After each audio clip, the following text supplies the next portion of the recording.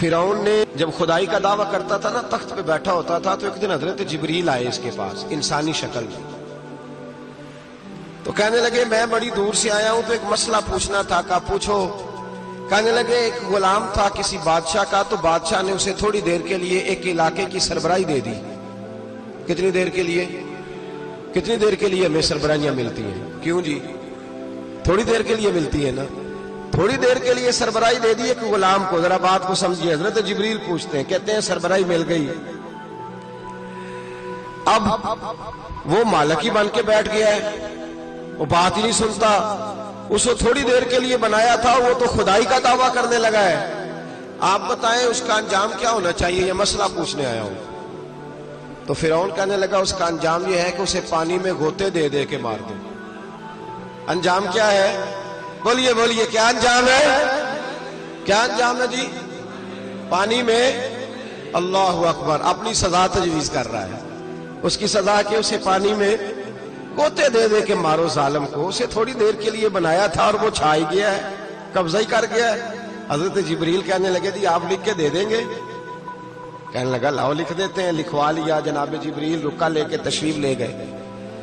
اب جب فرعون دریا میں آیا نا تو اللہ نے حکم دیا مل جا۔ جب دریا ملا چیخنے لگا تو حضرت جبریل آئے، کہنے لگے تیرا ہی فتویٰ ہے، یہ تیری سزا ہی ہے نا، ہم بھی بڑی سزائیں تجویز کرتے ہیں، یہ جھوٹا ہے جی، اس کا تو فلانا علاج ہونا چاہیے، تو اگر تو جھوٹ بولے تو یہ فلانا بڑا جاور ہے جی، اس کے ساتھ اس طرح ہونا چاہیے، تو اگر تو یہ کام کرے تو جو سزا تو لوگوں کے لیے تجویز کر رہا ہے تو اپنے بارے میں بھی سوچ۔ اب جب غوطے آئے نا، آخری وقت دیکھا وہ فرعون جو کہتا تھا میری مرضی سے دریا چلتا ہے، علامہ صاوی نے تفسیر صاوی میں لکھا ہے تڑپ کے رونے لگا۔ جب یہ مزاج ہے، ایک دفعہ اوپر آتا ہے آدمی جب دریا میں جاتا ہے، اوپر آیا تو چیخنے او میرے حواریو خدا کا واسطہ مجھے بچاؤ۔ کہنے لگے تو کہتا تھا میری مرضی سے چلتا ہے۔ بے بسی ہے، تڑپتا ہے، روتا ہے، روتا ہے، وارث شاہ مان کری نہ وارثہ دا، رب بے وارثہ کر کے مار دائی، تڑپ رہا ہے، چلا رہا ہے، کوئی مدد کو نہیں پہنچتا۔ اب جب آخری غوطہ آیا تو کہنے لگا آمنا بے رب موسیٰ و ہارون، میں موسیٰ کے رب کو بھی مان گیا، ہارون کے رب کو بھی۔ اللہ نے فرمایا نہیں، اب تیرا ماننا قابل قبول ہے، اس وقت ماننا تھا جب تجھے مہلت دی تھی، جب تو جوان تھا۔ بڑھاپا آتا ہے، بیماری آتی ہے، جوان آدمی بیماری کا شکار ہوتا ہے تو کہتا ہے یا اللہ ایک دفعہ صحیح کر دے میں ساری پڑھا کروں گا، ایک دفعہ ٹھیک کر دے میں مسجد میں رہوں گا، میں اگلے سال اعتکاف بھی کروں گا، میں ساری تراویح پڑھوں گا۔ تو اس وقت پڑھنی تھی جب تجھے مہلت دی تھی، اس وقت پڑھنا تھا جب اللہ نے تجھے آسانی دی، زندگی دی۔ فرعون نے کئی 100 سال حکومت کی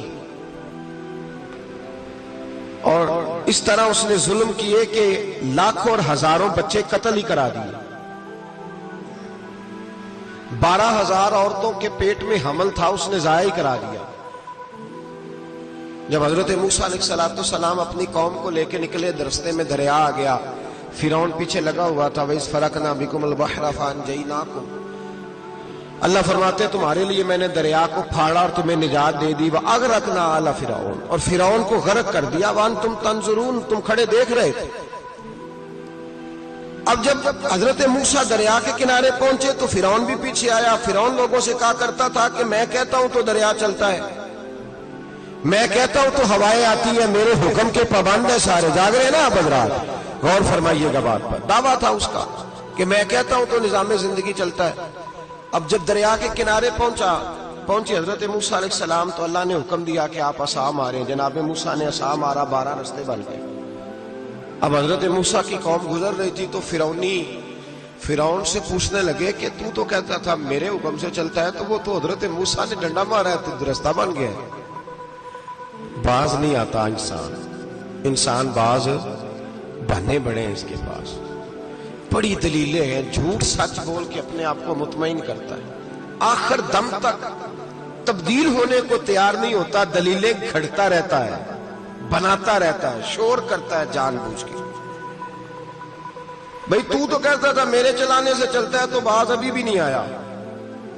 کہنے لگا میں نے ہی حکم دیا ہے کہ ذرا پھٹ جا، مجھے یہ زندہ چاہیے۔ باز رسی جل گئی، بال کہنے لگا میں نہیں کہا ہے دریا کو کہ یہ مجھے زندہ چاہیے، میرے بھاگے ہوئے ہیں تو اس لیے پھٹا ہے، تو آؤ میرے ساتھ دریا کراس کریں۔ تو پتا تو ان کو بھی تھا نا، جتنا تو رب بنا ہوا ہے پتا تو تھا، سارے جانتے تھے۔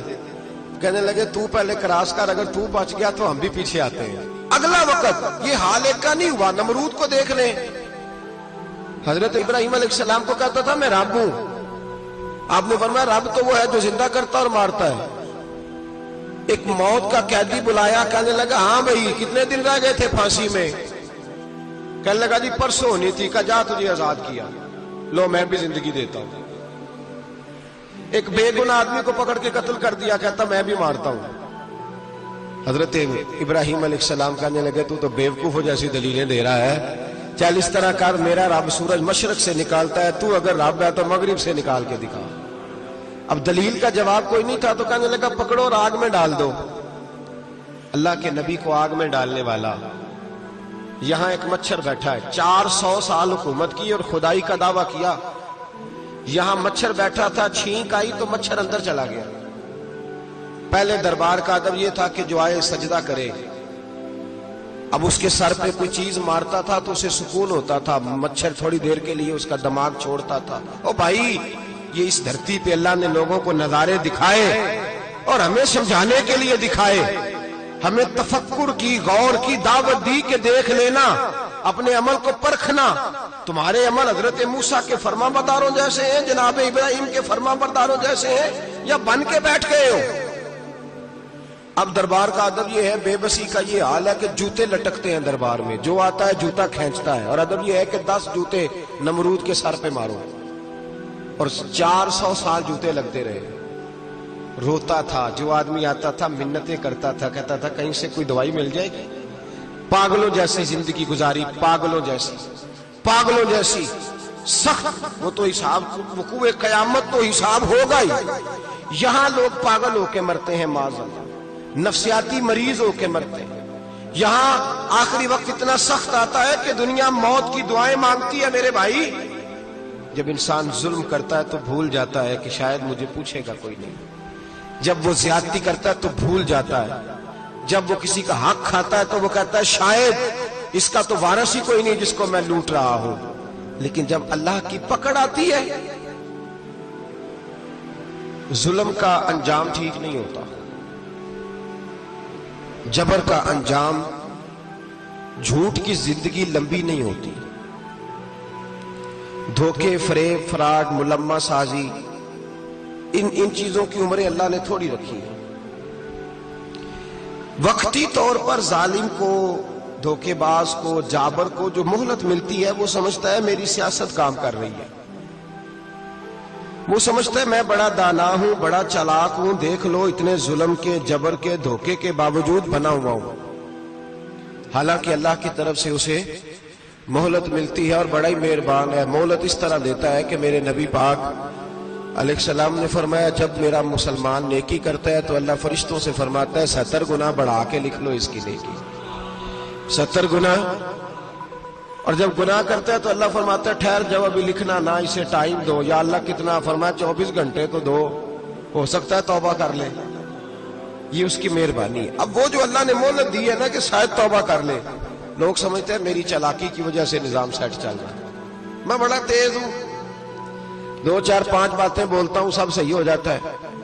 لوگ اس کو اپنی دانائی سمجھ لیتے ہیں، حالانکہ وہ اللہ کی طرف سے